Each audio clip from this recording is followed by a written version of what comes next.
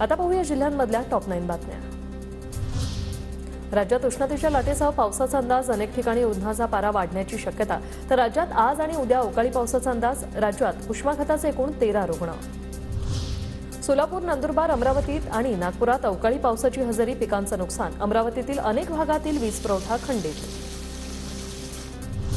साताऱ्यातील वाईमध्ये बगाड यात्रेचा उत्साह, राज्यभरातून लाखो भाविक बगाड यात्रेला बावधनमध्ये उपस्थित। चिकनगुन्ह्याच्या किरकोळ कारणावरून हिंगोली 2 गटात दगडफेक, व्हिडिओ व्हायरल। दोन्ही गटातील 8 जणांवर गुन्हा दाखल।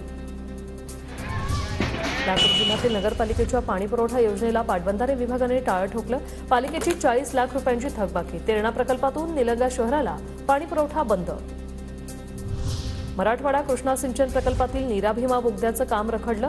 धाराशिव जिल्ह्यात डिसेंबर 2024 मध्ये कालव्यातून पाणी येण्याचा मुहूर्त लांबणीवर। संत ज्ञानेश्वर महाराज पालखी सोहळा, प्रमुखपदी योगी निरंजन नाथ। 2024च्या आषाढी वारी पालखी सोहळ्यासाठी योगी निरंजन नाथांची निवड। धाराशिवच्या तुळजाभवानी मंदिरात रंगपंचमी साजरी। महंत पुजारी भाविकांकडून देवीच्या गाभाऱ्यात रंगांची उधळण। नाशिकच्या लासलगाव बाजार समितीतील कांद्याचे लिलाव 4 एप्रिलपर्यंत बंद। मार्च महिना अखेर असल्यामुळे लिलाव बंदीचा निर्णय।